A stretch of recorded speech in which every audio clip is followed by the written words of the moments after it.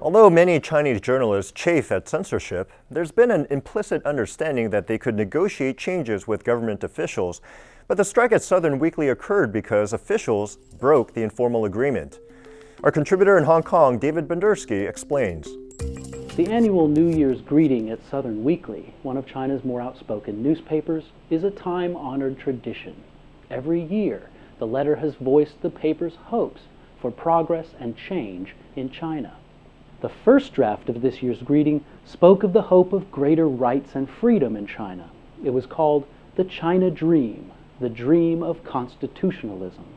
As expected in China's highly controlled media environment, the strongly worded original was muted by editors. It was changed, for example, to emphasize the positives, saying China was closer to its dream than ever before. But what came next added grave injury to the daily insult of censorship.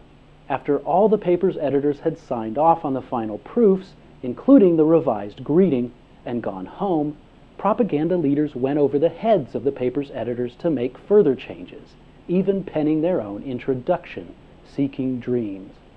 This kind of unilateral intervention was unprecedented in recent times. All media are subject to control in China, but this control usually works as a two-way street. Editors have some say in how to make the necessary changes, and sometimes they can stick to their guns and push through more sensitive coverage. In this case, propaganda leaders were entirely rewriting the rules. Thanks to social media, staff at Southern Weekly quickly made the incident public. They shared the original version of the editorial alongside censored versions, and an outpouring of criticism and wailing followed, like this post. Southern Weekly's constitutional dreams have crumbled in the hands of propaganda leaders, it reads. Next came a series of open letters, like this one from former top editors at the paper. It called the incident a matter of extreme seriousness and demanded the resignation of Guangdong's propaganda chief, Tuo Jun.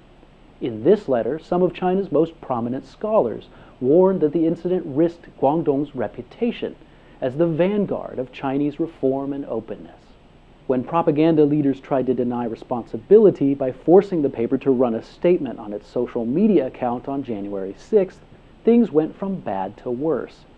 These coercive methods were again exposed on social media, and on January 7th, reporters took to the streets, protesting outside the headquarters of the newspaper in Guangzhou.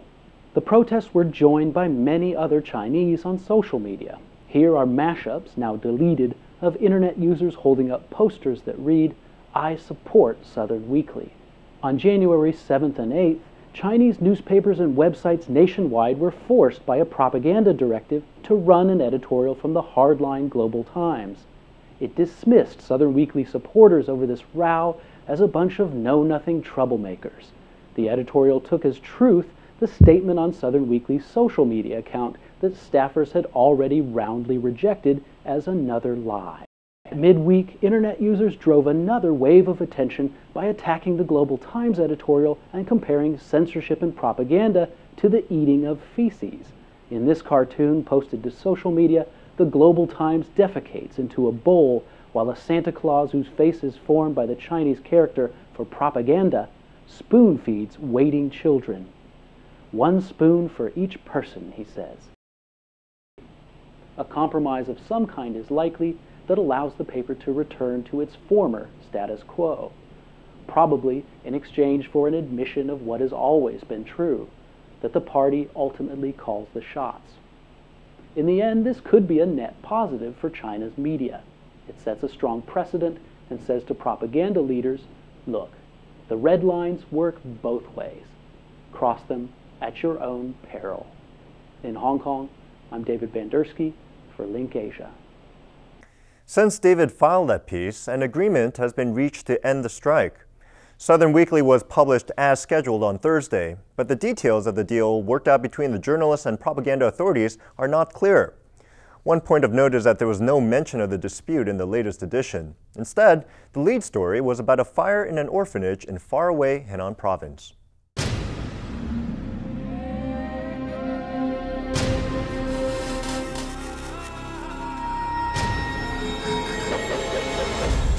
Now on U.S. airwaves, a global channel of uncompromising stories. World news, documentaries, entertainment, and culture. Link TV, connecting you to the world. For more information, visit linktv.org.